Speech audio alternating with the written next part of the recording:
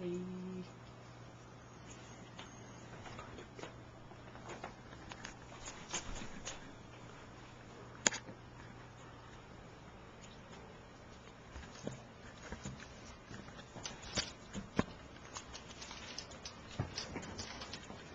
If I were to tag people, would it be fair to ban all Italian people from the Burlington County? This is what happened to dog breeds all over the United States, and the popular term used to describe it is breedism. Good evening, everyone. I'm Alyssa, and I'm going to discuss with you tonight why breed-specific laws should be abolished in the United States.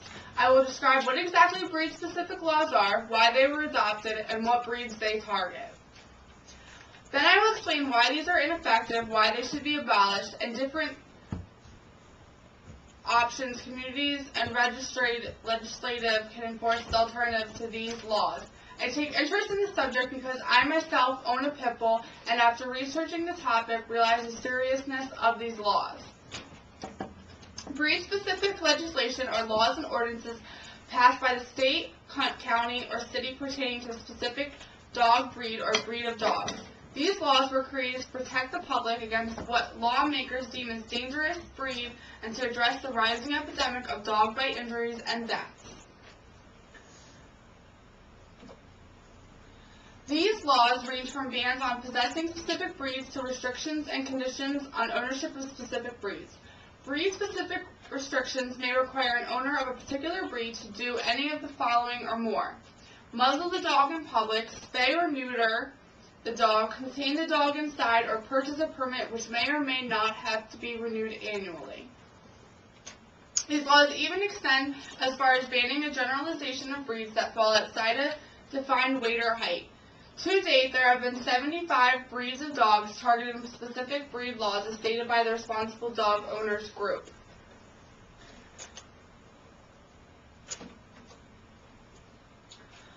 Although I just mentioned breed-specific laws target 75 breeds, their main focus is on a few larger breeds known for their security and protection characteristics. These breeds include Rottweiler, German Shepherd, Doberman Pinscher, and the Pit Bull Terrier at the very top of the list. These dogs are considered more aggressive and dangerous breeds based on stereotypes associated with the way media portrays them and a rising problem of dog fights occurring in the U.S. However, according to the American Temperament Test Society that tested 122 breeds, the most aggressive breeds tend to be smaller ones, such as the Dachshund, Chihuahua, and Schnauzer. Much opposition against breed-specific law revolves around inaccurate statistics. It is a fact that an estimated 4.5 million are bitten each year. It is also a fact that all breeds are capable of biting humans, as stated by the American Veterinarian Association. A study performed by the editor of Animal People reported 91 breeds were responsible for the 2,209 reported dog bite cases from 1982 to 2006. I ask you, how is it fair legislation can pinpoint larger breeds as a means to deal with dog bite epidemic when in fact a number of breeds are responsible? There are many other factors than breed which contribute to why a dog may bite. These factors include sex, age, reproductive status, health, socialization, and training, and early development. Breed-specific laws need to be abolished not only because they discriminate against certain breeds and affect dogs within that breed that are well-behaved, they also discriminate against responsible owners. There are plenty of dog owners that raise their dog responsibly that would be negatively affected. These laws have also been shown to be ineffective. According to the ASPCA, Denver, Colorado opted to remove a ban on pit bulls in 2004 after it was in effect for 15 years and showed to have no decrease on the number of dog bites. Breed-specific laws have also shown to be very costly on a community. Law enforcers and animal control are challenged with the task of determining exactly what breed a dog is. Many dogs are mixed breeds, therefore owners don't have proper paperwork showing what specific breed their dog is. As a result, enforcers must turn to DNA testing for breed specification, which can be very expensive. I'm not disputing the fact that action needs to be taken place in response to the growing number of dog bites related to injuries or deaths. I believe that there are a sufficient amount of alternatives communities and states can take in response to these problems. The main factor in many alternatives involves focus on the responsibility of the owner. Dog owners, no matter what breed of dog, should take initiative to socialize, train, and recognize the dog's temperament and contain them if necessary. Communities could offer responsible dog training classes as well as classes educating the public and children on proper safety around dogs.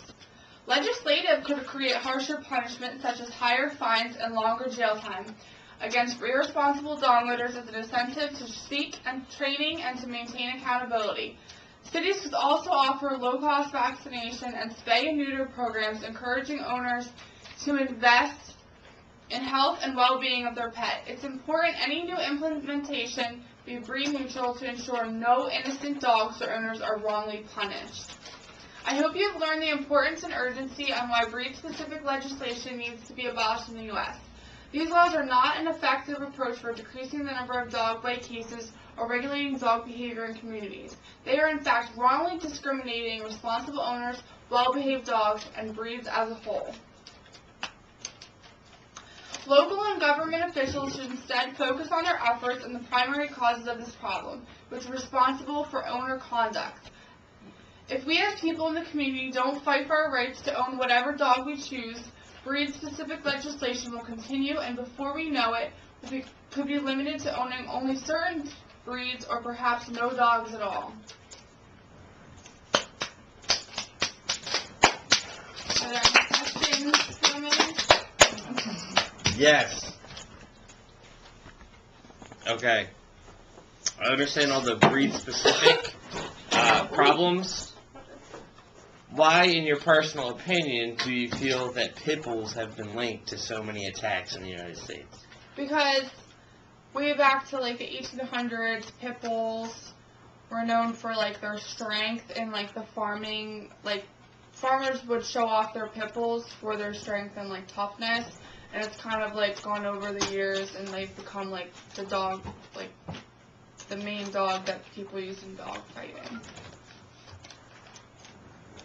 Because of that, people are terrified. They think that they're just like vicious animals, but realistically they're trained to do that.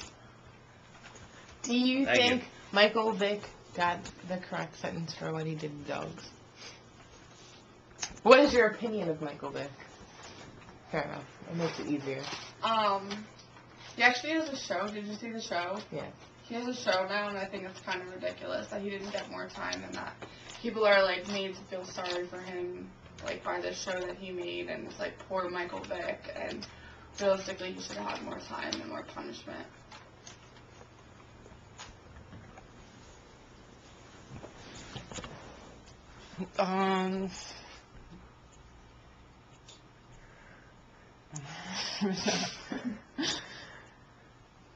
Do you think that, so you think that how long of a jail time or, like, fine should be against, like, wrongdoing of an animal?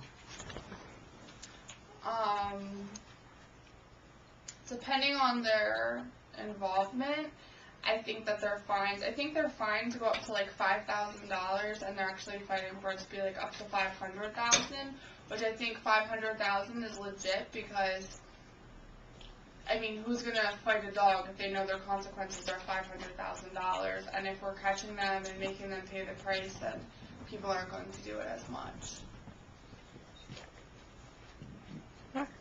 Thank you. Okay.